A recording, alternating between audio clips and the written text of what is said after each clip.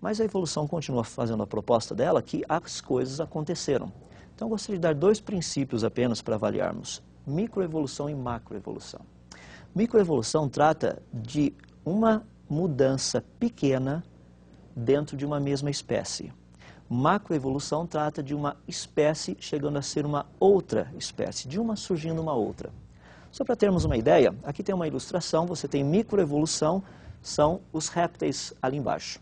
Macroevolução, você tem uma mudança de réptil até uma ave. O que é interessante é que os criacionistas aceitam a microevolução, mas não aceitam a macroevolução. Muito interessante nisso, que há cerca de 15 anos atrás foi feita a seguinte proposta. Se você pega, por exemplo, um réptil, esse réptil tem um filho. Aqui nasce um outro réptil com uma pequena variação na pata dianteira. Ele está passando por uma microevolução. Daí esse daqui tem um outro filho, passa por mais uma pequena microevolução na pata dianteira. Daí esse tem mais um filho, passa por uma microevolução na pata dianteira. Ou seja, você tem 4 gerações, cada uma delas passando por uma microevolução. Então você tem os 4. Imagina que você tem os 4 juntos e de repente aparece um animal predador. Qual dos 4 estaria melhor capacitado para a fuga? A resposta é o primeiro, o original. Ou seja, pela evolução, a evolução jamais teria condição de acontecer, porque sempre o melhor capacitado é o original. Os que estão em transição não são os melhores capacitados. No entanto, a evolução continua sendo ensinada como se isso acontecesse. Então eu brinco um pouquinho com o pessoal, mais ou menos essa ideia de microevolução e macroevolução.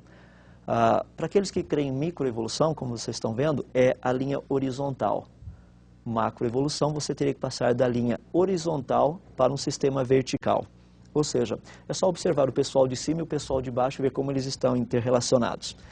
O que eu tenho a dizer nesse sentido é que micro mais tempo é diferente de macro.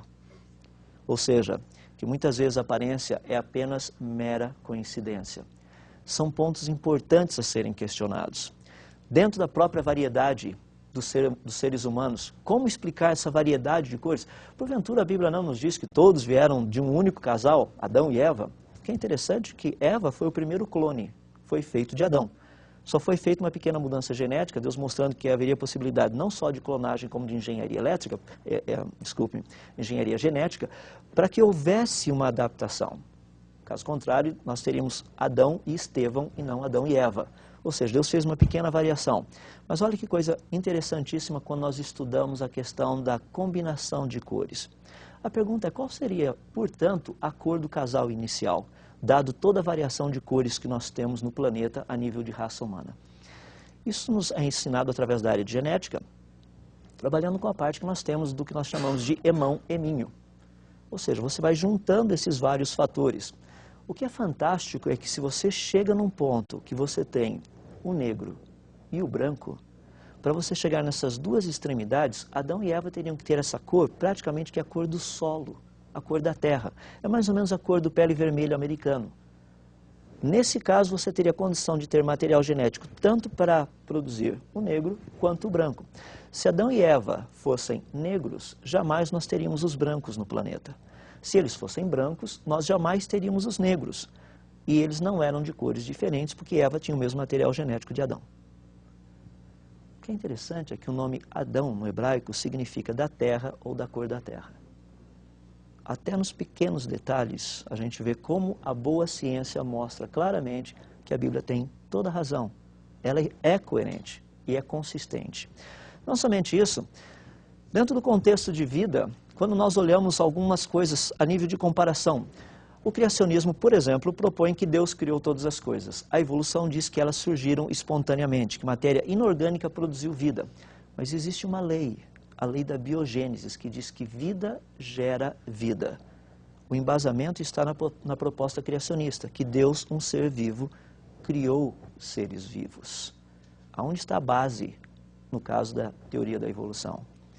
Também a proposta com respeito ao desenvolvimento da vida, que os criacionistas propõem que vida normalmente tende para caos e desorganização, ou seja, Deus criou tudo perfeito, completo, complexo, diversificado, pronto. Com o passar do tempo, isso iria se deteriorar.